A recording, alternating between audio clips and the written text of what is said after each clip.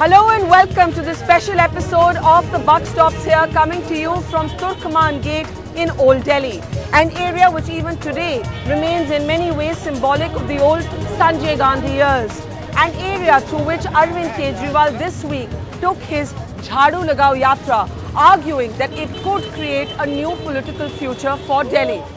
On this episode of Election Nama, we'll be asking whether Arvind Kejriwal really has a chance at significant gains in the election of Delhi. Beyond the rhetoric, is he in politics for the long haul? And if there is a hung assembly, who will he support, the Congress or the BJP? Arvind Kejriwal on this episode of Election Nama on The Buck Stops Here.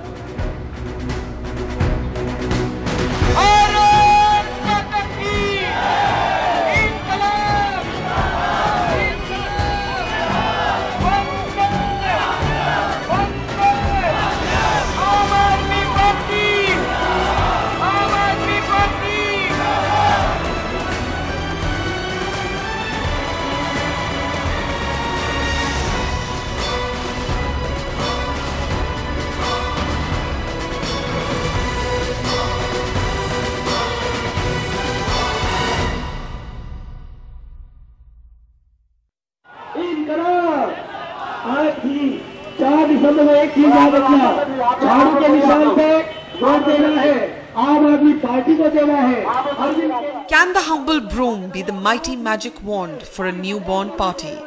One that claims it can sweep away 15 years of Congress rule in India's political capital. The Aam Aadmi Party has been called many things by many people: revolutionary, utopian, anarchists, political insurgents, game changers. But whatever your opinion of Arvind Kejriwal, one thing is certain: he can no longer be dismissed as merely the new kid on the block. A party that was born just a year ago has emerged at the very least as a key protagonist in the power play of Delhi politics.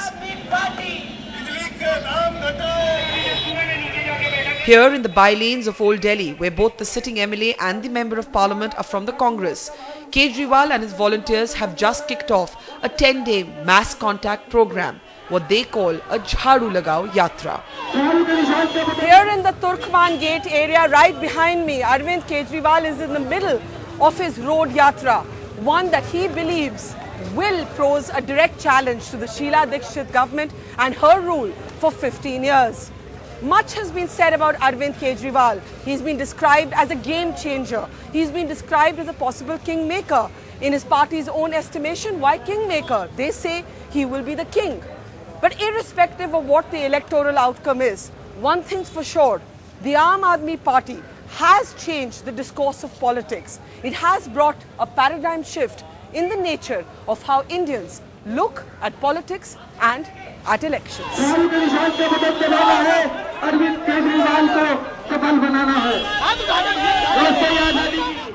The Aam Aadmi Party may be small, but it is spunky. It may be young, but it is focused.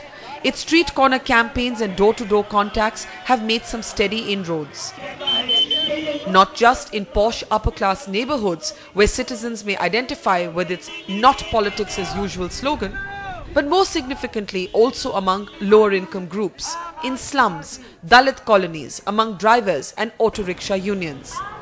Arvind Kejriwal was quick to use Delhi's autowalas to navigate his nascent political journey, using them to carry posters attacking his rivals instead of the usual billboards. Today, they are among his most loyal supporters. आप आम आदमी party के साथ जुड़े हैं, आपकी टोपी से लग रहा है, तो आपने इस पार्टी के साथ जुड़ने पे फैसला कैसे लिया और कब लिया? ये मैंने फरवरी में पिछली साल 2012 में फैसला लिया। अच्छा। क्योंकि एक ईमानदार आदमी मुझे केजरीवाल नजर आए। अच्छा। और ये अपने इतने बड़े पोस्ट पे बैठे हुए लाखों करोड़ों रुपए कमा सकते थे, लेकिन वो रिजाइन देके और मैदान पब्लिक के साथ आ गए। इससे बड़ी बात क्या होगी? पहले किसको वोट देते थे आप? पहले तो कोई निर्णय नहीं था। अगर बीजेपी दिखाई दी बीजेपी को, तो कांग्रेस दिखाई दी कांग्रेस को दे दिया। लेकिन अब सुनेंगे कि हाँ हमें किससे बेनिफिट मिलता है और कौन सी सरकार हमारे लिए क्या कर रही है। अभी पिछले इलेक्शन में कांग्रेस सरकार 15 साल से बराबर रह रही है।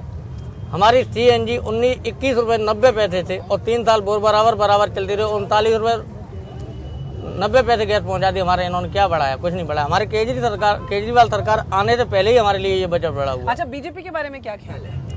बीजेपी के बारे में अभी हमारा कोई वोट का निर्णय नहीं है उनके लिए, तो हम उनके लिए कुछ कह ही नहीं सकते।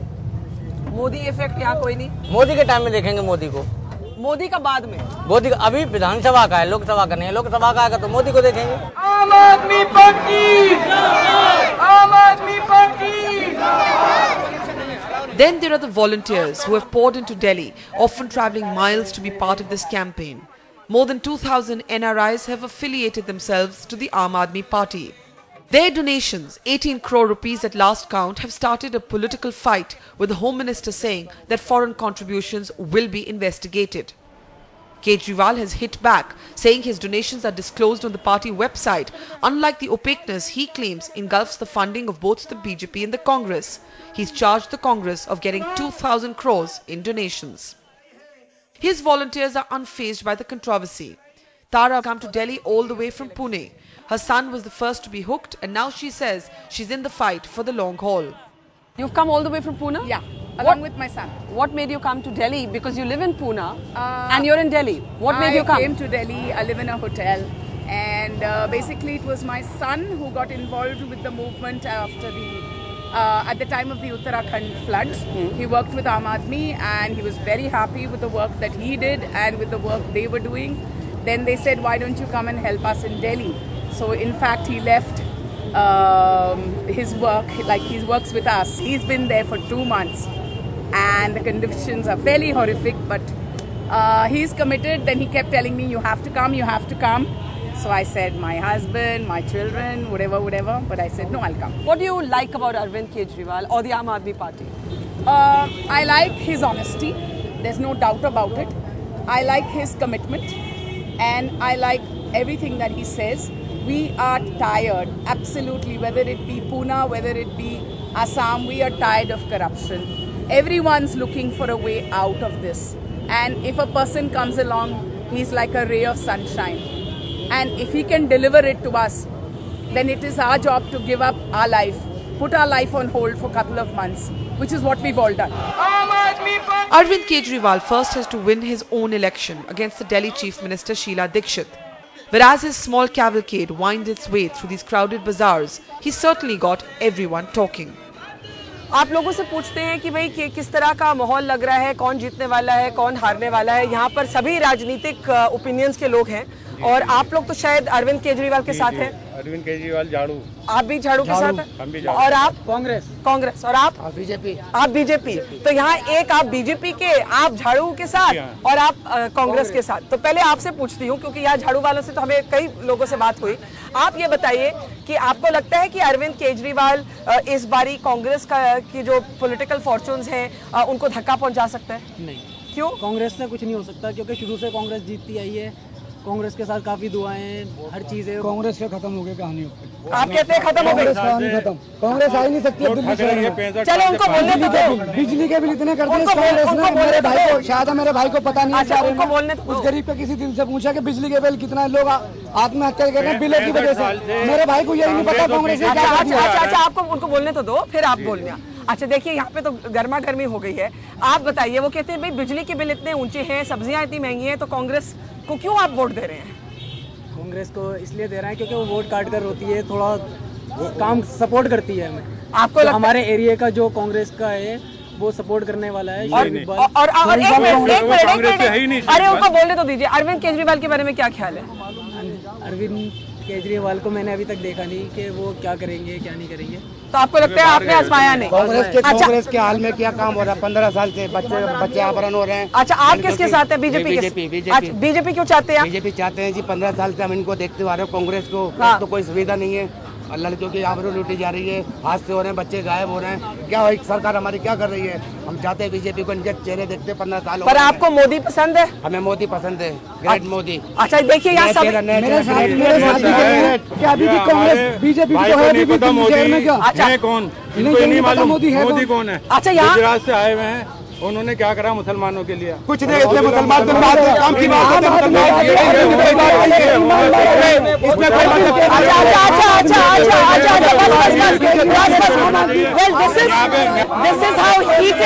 This is how heated politics can get in India.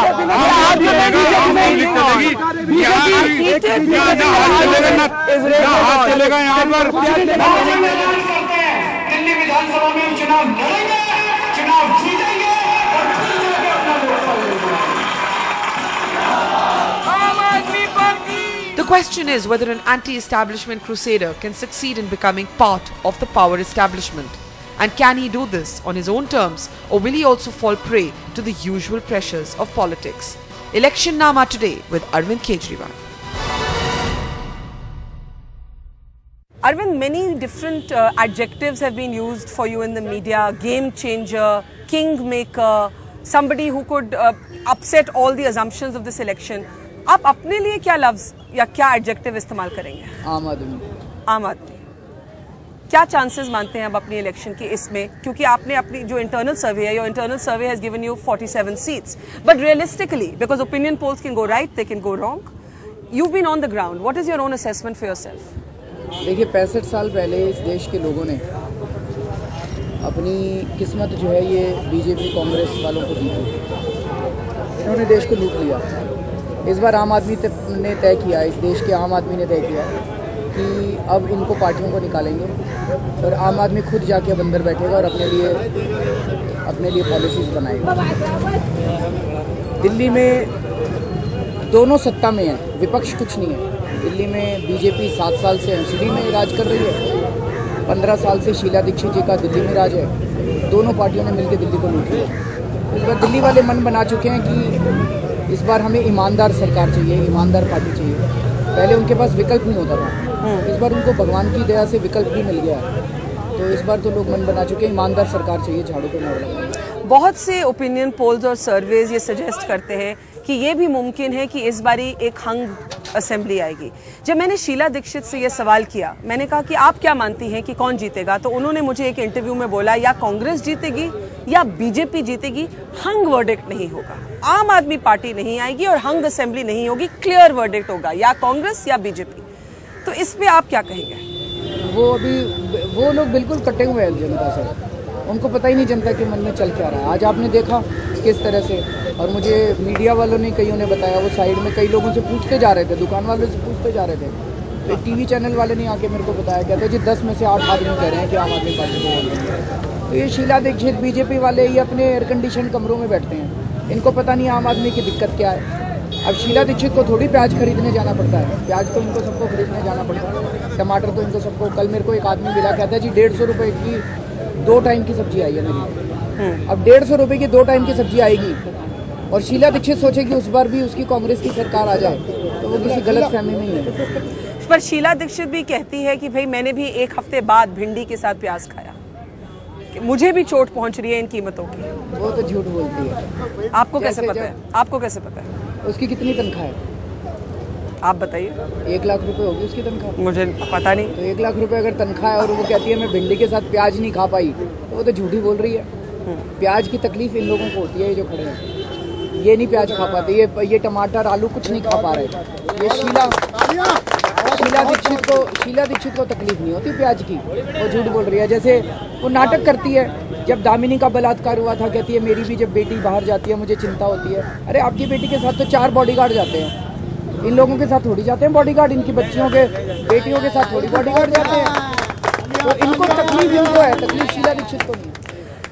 लेकिन आपने दिल्ली रेप की बात की, बलात्कार की बात की, आपकी थोड़ी सी क्रिटिसिज्म हुई, आपके अगेंस्ट डेफमेशन नोटिस भी आया शीला दीक्षित कैंप की तरफ से कि भाई ऑटो रिक्शाज जो आपके कैंपेन के बहुत बड़े हिस्सा हैं, you put posters on these auto rickshaws saying that if you don't want more rapes, vote for the Aam Aadmi Party, because if you want more rapes, then vote for the Congress. आपने इस तरह से एक slogan दिया, आप क्या इस slogan को रिग्रेट करते हैं? ना बिल्कुल नहीं, हम तो कह रहे हैं।